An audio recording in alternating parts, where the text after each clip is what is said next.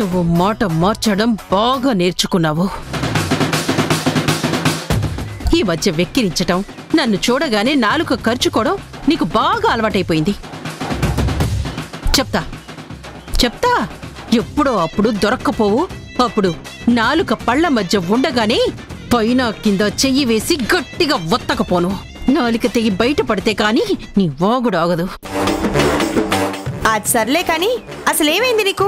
ఎందుకంత చిరాకు పడుతున్నావు చెప్పు. షాకులు నువ్వేమో మాటలతో ఇస్తున్నావు, అవతలి వాళ్ళంతా నాకు చేతలతో ఇస్తున్నారు. నిన్నేమో మధు నిజం చెప్పి నా ఆలోచనలు సగం నాశనం చేసింది. ఇప్పుడేమో ఆ ప్రతాప్ పెళ్లి క్యాన్సిల్ పో అని పూర్తిగా సర్వనాశనం చేశాడు. నా ఆలోచనలన్నీ ఆవిరైపోతున్నాయి, ప్లాన్లన్నీ ఫెయిల్ అయిపోతున్నాయి. యువతలు చూస్తేనేమో లైఫ్ క్యాండిల్ లాగా కరిగిపోతూ ఉంది. నా కొడుకు బతుకులో వెలుగు నింపాలని చూస్తుంటే నేనే ఆరిపోయేలా ఉన్నాను. ఫస్ట్లో నాకు ఒక్క జననియే నా శత్రువు, కానీ ఇప్పుడు శత్రువుల బలం పెరిగిపోయింది.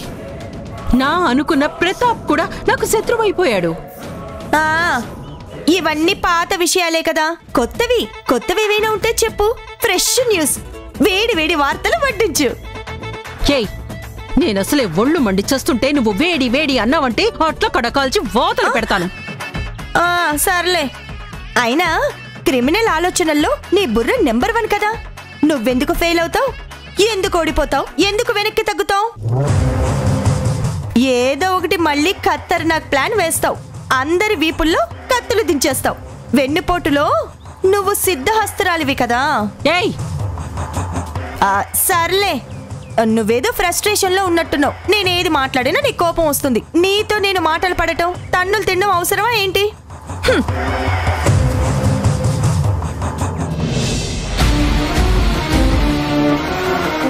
చేస్తానే, నువ్వు అన్నట్టుగానే నా బుర్ర క్రిమినల్ థాట్స్లో నంబర్ 1. నేనెందుకు ఆగుతాను? చూస్తూ ఉండు.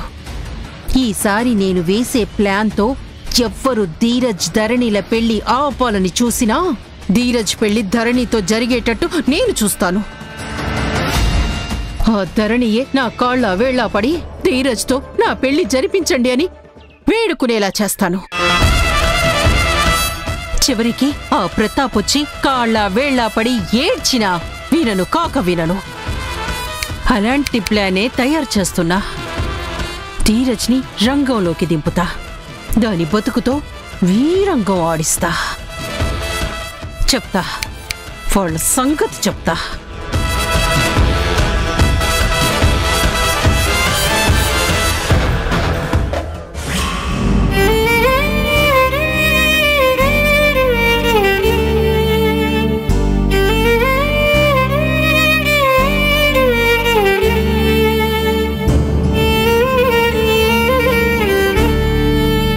ఏంటి బుజ్జమ్మ, ఈ మధ్య పరధ్యానంగా ఉంటున్నావు?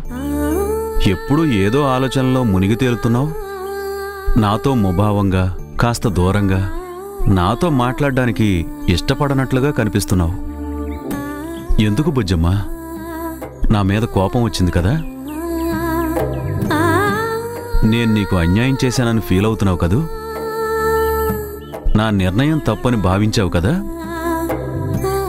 నా మీద కోపం బయట పెట్టుకోలేక నీలో నువ్వే మదనపడి బాధపడుతున్నావు కదూ?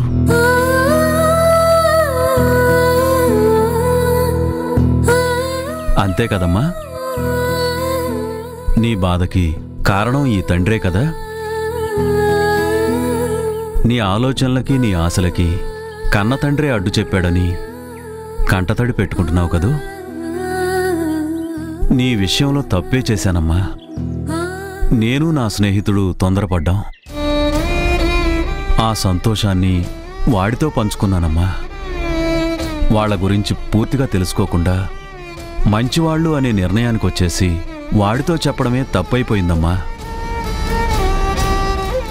వాడేమో ఖాయం చేసుకుని వచ్చాడు. తీపి కబురు అంటూ స్వీట్ కూడా తినిపించాడు తల్లి. కానీ ఇప్పుడు పరిస్థితులు అన్నింటికీ భిన్నంగా ఉన్నాయి.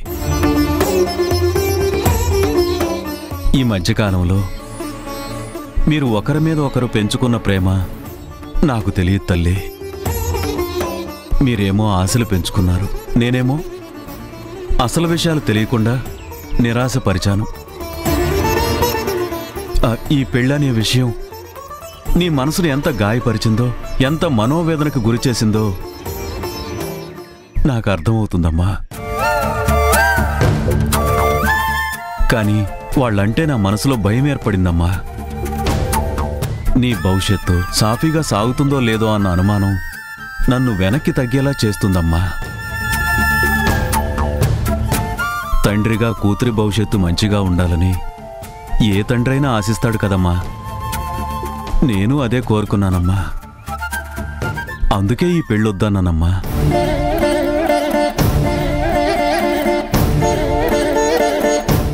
నాన్న, ధీరజ్ మంచివాడు నాన్న. కావచ్చమ్మా, నీకు అతని మీద ప్రేమ ఉండొచ్చు, అభిమానం ఉండొచ్చు.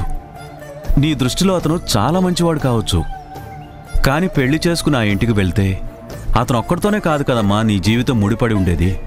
చుట్టూ ఉన్నవాళ్లంతా, వాళ్ళ కుటుంబంలో ఉన్నవాళ్లంతా కరెక్ట్ మనుషులు కాదమ్మా.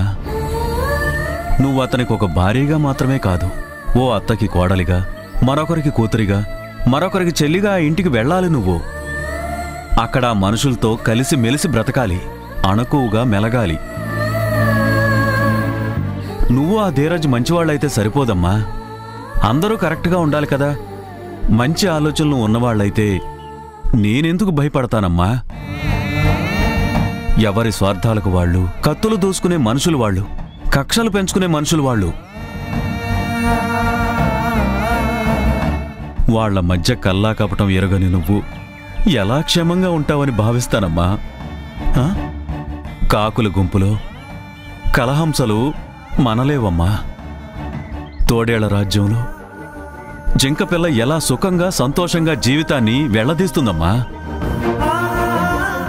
ఏరి కోరి అన్నీ తెలిసి నిన్ను పద్మవ్యూహం లాంటి ఆ ఇంటికి ఎలా పంపిస్తాను?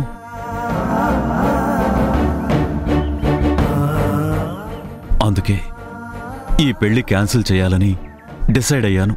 క్యాన్సిల్ చేశాను.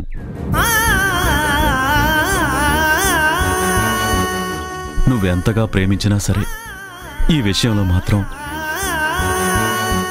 అతన్ని మర్చిపోక తప్పదు.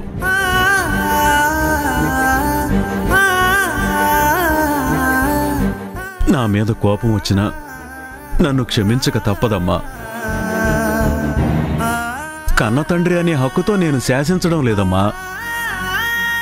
కూతురు భవిష్యత్తు బాగుండాలని ఆలోచించి తండ్రిగా వేడుకుంటున్నాను.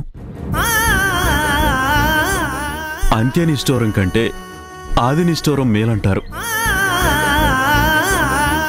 ఇంకా ఇంకా ప్రేమలో నువ్వు బలపడకముందే మనసు కాస్త దిటవు చేసుకుని ఆ ప్రేమకు దూరమైతే మంచిదని నా అభిప్రాయం తల్లి. ఇప్పుడు కష్టమే అనిపిస్తుందమ్మా. భరించటం ఇబ్బందే, కాని తప్పదమ్మా. వాళ్ళకి మనం ఎంత దూరంగా ఉంటే అంత మంచిది. అర్థం చేసుకుంటావు కదా బుజ్జమ్మ?